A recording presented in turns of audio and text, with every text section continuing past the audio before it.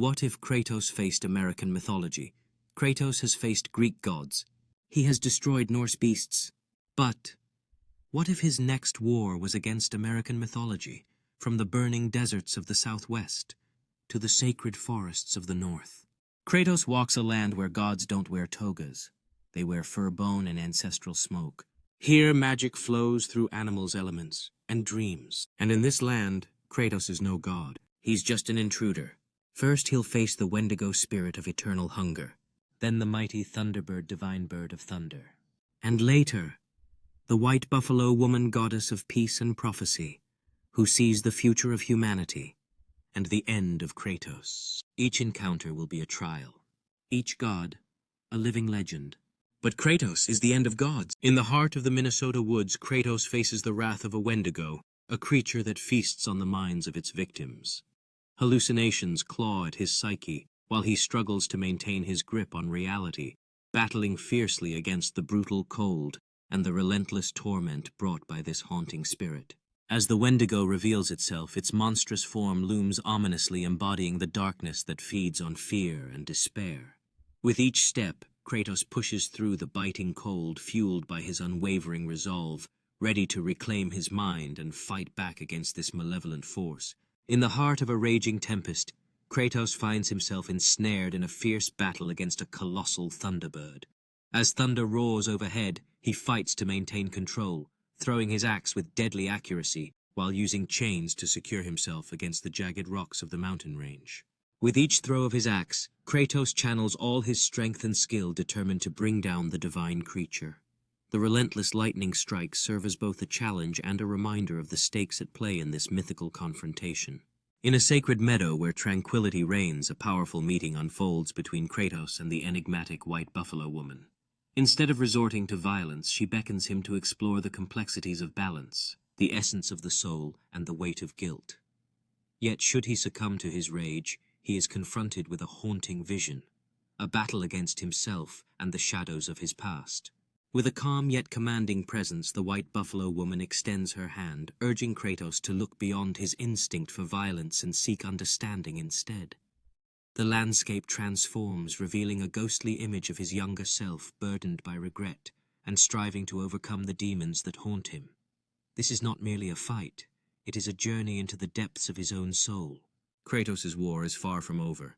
After surviving the Wendigo and the Thunderbird, he heads south, to the living ruins of Mesoamerica, where time is a circle and gods still thirst for blood. First awaits Tezcatlipoca, the Aztec god of the smoking mirror, master of chaos, deception, and destiny. Then comes Camazotz, the Mayan bat demon, winged beast of darkness, man-eater, and guardian of the underworld. But in the frozen lands of the north, Canada hides monsters of its own. Qalupalik, the Inuit sea spirit, sings under the ice, ready to steal children or drag Kratos into eternal cold. And Sonoqua, the forest giantess, cries out through the trees, hungry for warriors and gods. Kratos has defied the skies. Now he must face the dreams, the shadows, and the roots of America. Kratos enters a pyramid shrouded in smoke, an ominous atmosphere enveloping him as he prepares for an intense confrontation. The god Tezcatlipoca plays tricks appearing and disappearing between mirrors, creating a battle that challenges not only strength, but also the mind, as Kratos must confront his own inner demons. With his blades of chaos firmly in hand, Kratos stands poised, muscles taut, and ready for anything. As the reflections flicker around him, the tension builds, revealing the deeper battle, one that forces Kratos to confront his past and the shadows that linger within. In a flooded Mayan cave, Camazotz lurks in the darkness, ready to strike with a terrifying scream. Kratos, resolute and fierce, swings his Leviathan axe, creating frozen patches in the water, forcing the shadowy creature to reveal its true form. With a mighty leap, Kratos rushes towards Camazotz, determined to end the creature's reign of terror. The air crackles with energy as he hurls the Leviathan axe, casting light into the dark corners of the cave and momentarily exposing the beast's fearsome shape. Kratos falls beneath the ice, surrounded by the chilling depths of the frozen Arctic Sea. As he sinks deeper, visions of his trapped son flash before his eyes, filling him with anguish. The Qalupalik's eerie song echoes around him, taunting and drawing him into darkness, but with a surge of determination, Kratos breaks free, shattering the surface with a fierce scream. As Kratos bursts through the surface, the cold air fills his lungs, igniting a fire within him. With each breath, he feels the weight of his son's plight pulling him back toward the abyss. The menacing form of the Qalupalik surfaces, its haunting gaze locked onto Kratos, ready to defend its frozen domain. Fueled by love and rage, Kratos prepares for the fight of his life against the dark forces that threaten to consume his family.